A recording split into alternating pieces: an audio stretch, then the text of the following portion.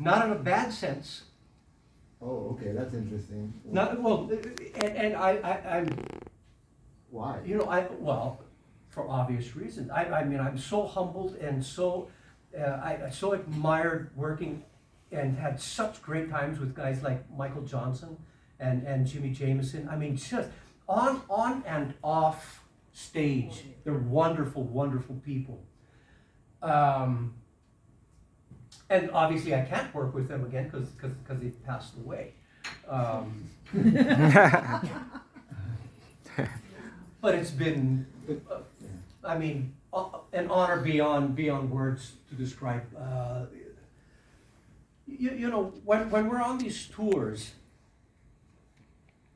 you know, we're entertainers, we're performers.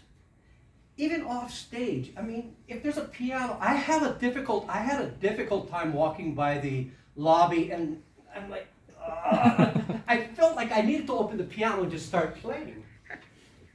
But the security would kick me out of here.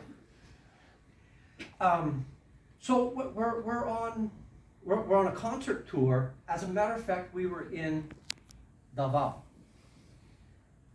with Michael Johnson, and you know, he plays guitar on stage and does his thing. But they're very basic, bluer than blue, very very basic song, very basic chord structures.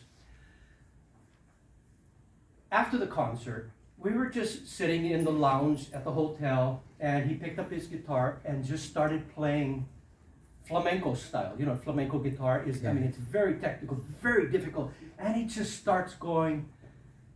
And Stephen Bishop was there, Joe Puerta from Ambrosia, and we're just sitting there, and our jaws are like this guy is amazing. He said, yeah, I took like 8 years off and went to Spain and got trained in flamenco, and it's just amazing. So it's kind of, you know, being on these tours, you know, in your downtime, not just the stage time, you kind of see what these folks are made of. And believe me, they're made of music, and good music at that. These folks live, eat, breathe music, and you can tell, you know. So it's so are there artists that are more difficult than others? Absolutely. Absolutely. And I don't mind. And Stephen Bishop is a very, very good friend, but he's very finicky with what he eats. Mike, I don't want to eat that. I just want sushi. Bong knows this very well, right? Okay, so every night you doesn't matter what everyone else wants to eat. Stephen wants to eat sushi. So okay. You go in the corner by yourself and eat your sushi. We're gonna have some lechon. Okay. I asked this, you know, there's too many egos out there in the world, right? But they're great performers. Mm-hmm. But the egos are bigger than their greatness.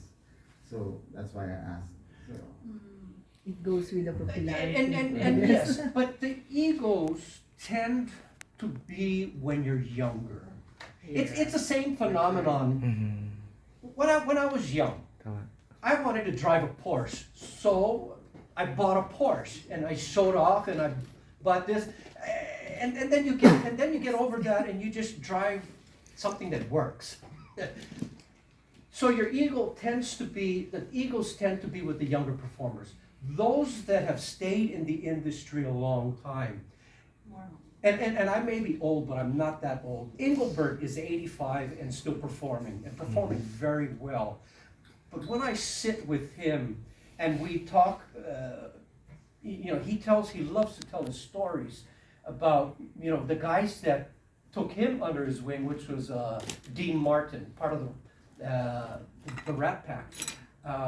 You know, amazing stories. So I think once you reach a certain age, none of this really matters anymore. It's more about it just purely and simple about the music, and the egos tend to be gone after a few decades in the industry. The up and comers, when they think they're really good, well, they think they're really good. We'll see how long they last. We'll see how long the music lasts. Mm-hmm.